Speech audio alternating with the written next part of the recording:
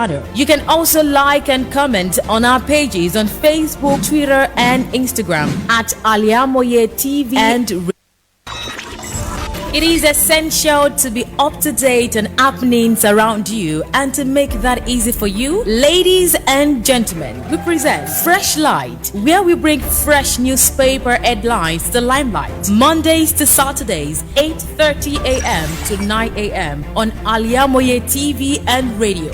Watch, like, subscribe, and make sure your notification is activated on our YouTube channel. You can also like and comment on our pages on Facebook, Twitter, and Instagram at Al-IyamoyeTv and radio.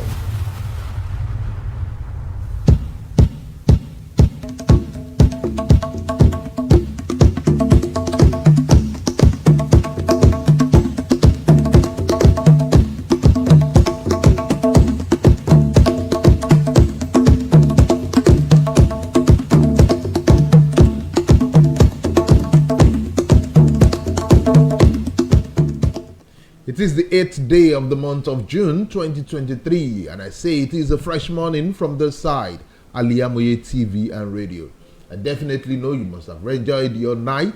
It was a cold night, a refreshing rainfall, I know, must have excited your night. Well, from this part of the world, it was a very, very splendid night. Well, it is a fresh morning here, and we're coming with you with Fresh Light, where we'll save you the stress of flipping through the newspaper pages. These are culture to let you know what is happening in and around our country, Nigeria. On Fresh Light, we'll be looking at 4 newspapers this morning, which are The Punch, Vanguard, Nigerian Tribune, and The Nation newspaper. If we start with The Nation newspaper, you will see cover stories like this. Tinubu to governors, it's time for governance. Also, court stops EFCC, ICPC, DSS from arresting Yari. 75 senators elect backing Akpabio, says Ndume. Returnee students, jams record returnee students. Returnee students from Sudan gets conditions for admission in Nigerian tertiary institution. Okay, let's start with one of the leading stories. 75 senators elect backing Akpabio, says Ndume. No fewer than 75 senators elect are backing Senator Godswill Akpabio for Senate President ahead of next week's inauguration of the 10th National Assembly, Senator Ali Ndume said last night. Okay. Ahead of the elections of the National Assembly presiding offices on June 13, aspirants from Senate President are intensifying their consultations and mobilization. The valedictory sections in the Senate has been shifted to Saturday. 75 senators elect backing Akpabio, says Ndume. Also, on the Nation newspaper, Tinubu asks NEC to work on subsidy palliatives. President Bola Ahmed Tinubu yesterday gave marching orders to the National Economic Council NEC to immediately work out palliatives to mitigate the effect of petrol subsidy removal. He met for the first time with the executives of the NEC to immediately work out conditions that will make life easy for Nigerians across board. If you are interested in that story, you can pick up the Nation newspaper or you log on to the Nation online ng.net, where you will read the story of Tinubu providing options, palliatives for Nigerians. Moving to another newspaper, we'll go to the Nigerian Tribune. Petrol subsidy, Tinubu directs NEC to work on palliatives for Nigerians. Virtually all newspapers have that report this morning. This from the Nigerian Tribune has this headline: all marketers to donate mass transit buses worth 10 billion naira. And also, virtually on all newspapers, you will see the report of courts. The court stops EFCC, ICPC, DSS from arresting Yari. I think that looks more like an advertorial which was published this morning on virtually all the newspapers this morning. Okay, let's quickly look at the Nigerian Tribune stories that are attractive. Aregbe denies apology report, says he holds no grudges. Also, on Nigerian Tribune, how Tinubu escaped poisonous knife, Shehu Sani opens up. Ninth National Assembly reps passed 510 out of 2,232 bills processed in 4 years. Governors back Tinubu on fuel subsidy removal. These are stories on the cover page of the Nigerian Tribune. Let's quickly give attention to this from Aregbe. Aregbe denies apology report, says he holds no grudges. Former Governor of Osun State, Mr. Rauf Aregbe on Wednesday, said he is not in conflict with anyone, stressing his resolve to work with anyone in returning the progressive to power in the state. According to him, the report in some sections of the media that he blamed the devil and seeking for forgiveness is untrue and misleading. The immediate past Minister of Interior said irrespective of what happened in the past, members of the All Progressive Congress APC must heal and jettison personal gain for the reinvigoration of the party. Aregbe denies apology report, says he holds no grudges. Also, you will see this on the Nation newspaper. How Tinubu escaped poisonous knife, Shehu Sani opens up. Former Central Senator Shehu Sani has revealed how President Bola Tinubu escaped a poisonous knife following his recent appointment.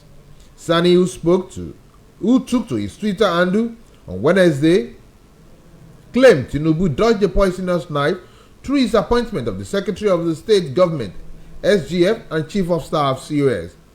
Recall Tinubu appointed former Interior Minister George Akume as the new SGF while appointing Speaker of the House of Representatives Femi Gbajabiamila as his CSO.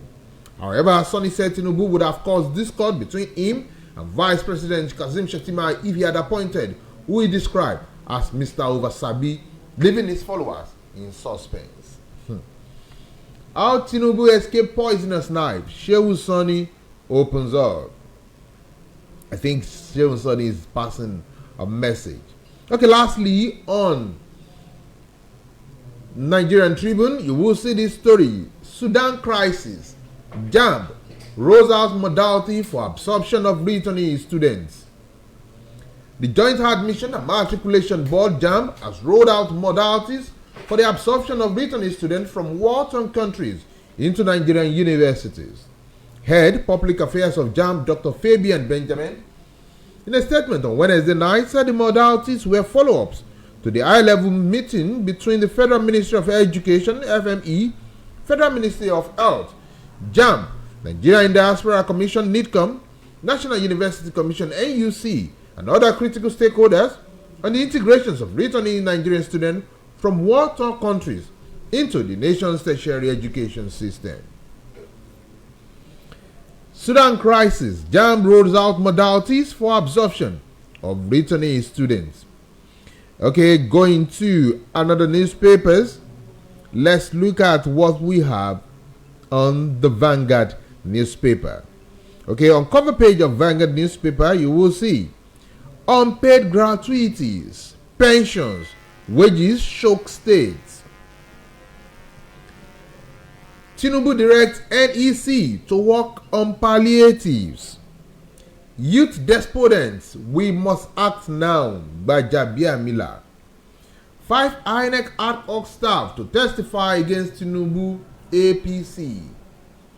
El-Rufai seeking relevance, ignore him, can. It is not in Tinubu's interest to impose leadership on 10th National Assembly NEF. Senate, I'm not bothered about rubber stamp tag, Lawan. At Presidential Tribunal, Obi tenders 319 additional exhibits.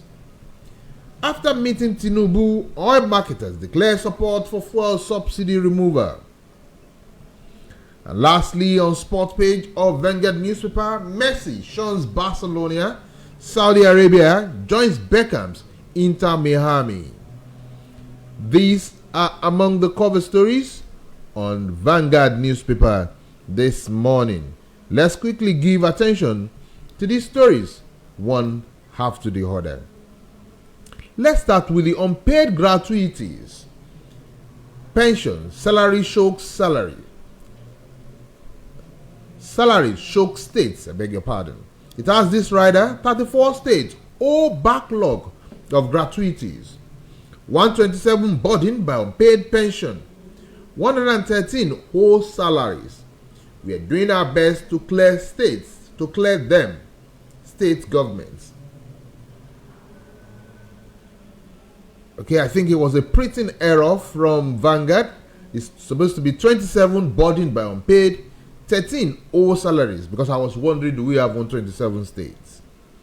Okay, the details has it. No fewer than 34 outgoing, returning and sitting governors are leaving a huge burden of unpaid gratuities, while 27 of them are being choked by unpaid multi-billion pension arrears. Similarly, 13 states are burdened with a backlog of salary arrears and other unpaid benefits to their employees. Investigation by Vanguard revealed that 4 states in the southeast, 4 in the southwest, and 5 northern states owe workers salaries.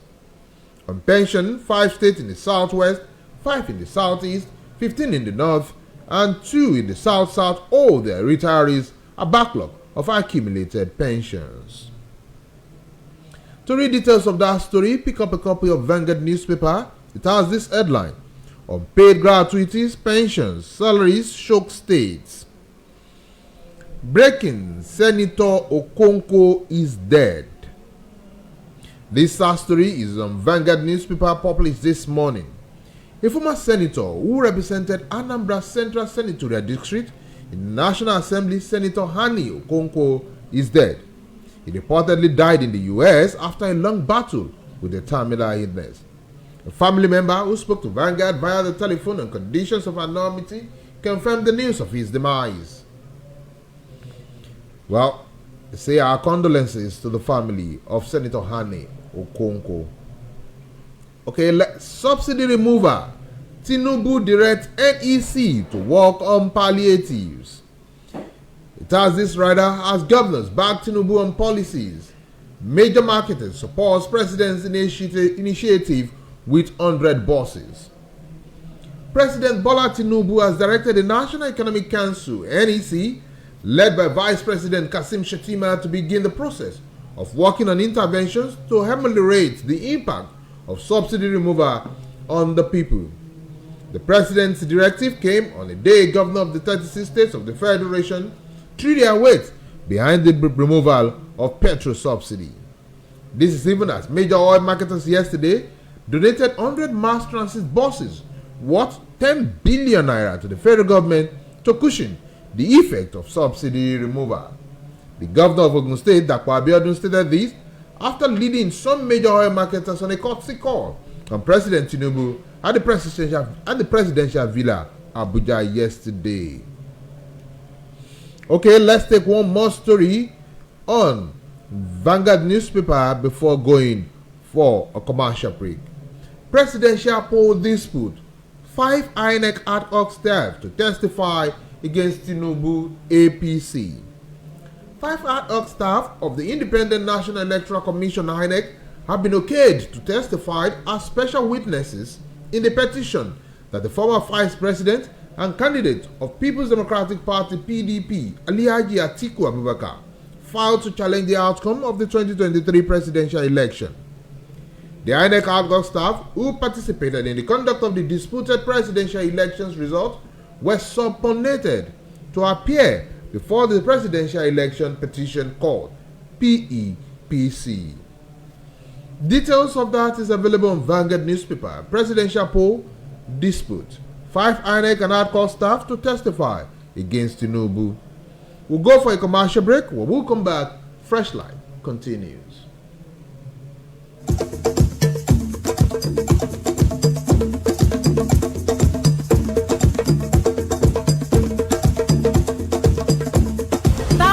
have been disappointed severally in their B2C industry abroad. Traveling business, it is a rocket science. That is not our case at all. We have in-depth details on how to successfully, without stress, help you process and secure your visa. Do you want permanent residential visa, visiting and visa to places like Europe, America, Asia, Africa? It's no big deal. On tour, our expertise speaks volume for us. Let's process and secure visa for you to UK, USA, and within a twinkle of an eye. We offer Hajj and Umrah services to our Muslim faithfuls. What are you waiting for? Consult us at number 9 South of Central Lanka Street behind Laroy Hotel, Abiola Way, Abeokuta.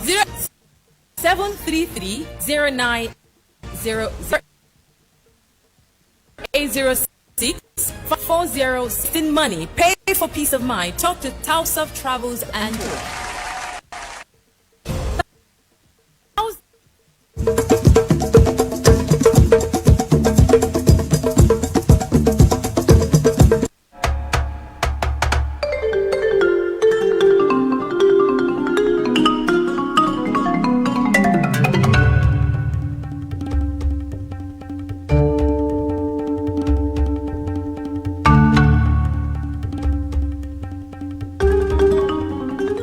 Welcome back to Fresh Light. Don't forget that you can get to share this content as you're seeing us on Facebook.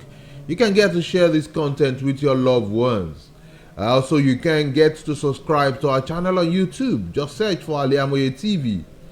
And also follow us on Twitter and TikTok, also on Instagram. Going to the last paper for the day, which is the Punch newspaper. You will see this bold headline: Subsidy. Tinubu orders Shetima governors to work on salaries and palliatives. It has riders like start work. Tinubu tells NEC as 22 governors, marketers back subsidy removal. Oyo plans salary increase. Labour gives June 19 ultimatum on 200,000 naira wage. 427,962 Nigerians in diasporas get NIN. Customs uncover 25 duty evading factories in Lagos.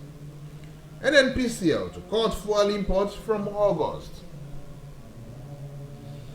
Okay, also on the cover page you will see National Assembly, Tinubu APC move to appease anti-zoning members.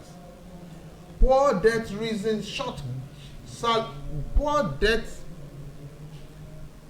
reading states give governors jumbo oil package. Ex-SGF banned over Boko Haram detainees. These are cover stories on Punch newspaper this morning. Subsidy. Shetima governor to work on palliatives. The details as Nigerians grapple for the aftershocks of the fuel subsidy removal, President Bola Tinubu has directed the National Economic Council to come up with inputs on palliatives and minimum wage review as part of the measures to cushion the pain of subsidy removal. This was as the Trade Union Congress said it was expecting the federal government to provide feedback on its demand for 200,000 naira minimum wage by June. But speaking during a meeting with members of the Nigerian Governors Forum, led by its chairman Governor Abdurrahman Abdurrazak of Kwara State in Abuja on Wednesday, Tinubu directed NEC, led by Vice President Kazim Shettima, to mobilize various interventions to cushion the hardship faced by most vulnerable Nigerians.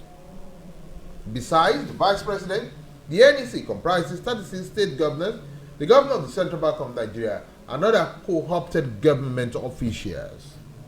Subsidy. Shetima governors to work on palliatives.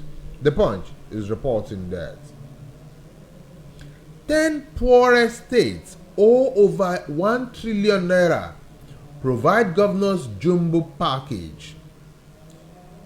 The 10 poorest states in Nigeria owe local and foreign creditors about 1.18 trillion naira, according to the findings by the Punch. While the data for the poorest states was acquired from the National Bureau of Statistics, the debt data was obtained from the Debt Management Office. The MBS, in its National Multidimensional Poverty Index report, disclosed that 113 million Nigerians are multidimensionally poor. The MBS says 63% of the Nigerians were poor due to lack of access to health, education, living standard, employment, and security. The Multidimensional Poverty Index offered a multivariate form of poverty assessment identifying deprivations across health, education, living standard, work, and shocks. 10 poorest states owe over 1 trillion naira. Provide governor's jumbo package. That is also on Punch newspaper.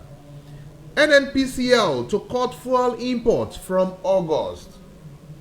The Nigerian National Petroleum Company has confirmed that once the Dangote refinery starts pumping out refined petroleum products from the late July or early August, the NNPCL will cut down its import of minimum motor spirit, popularly called petrol.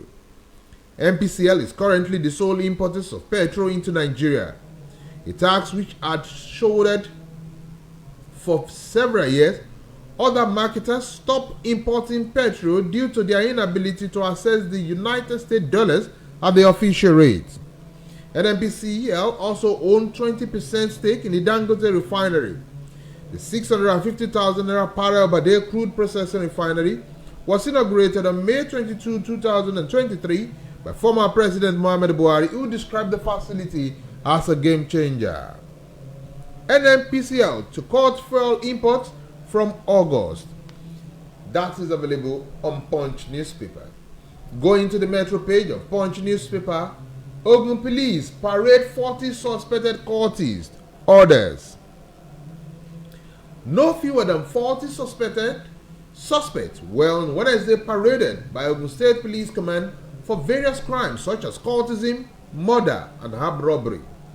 The State Commissioner of Police, Olanrewaju Oladimeji, who paraded the suspect before journalists at the Police Command headquarters in Abeokuta, the state capital, said they were apprehended both within and outside the state. Oladimeji said Michael, Bob, Abdul Omotoyosi, and Adesina Idris were arrested for conspiracy, armed robbery, and stealing.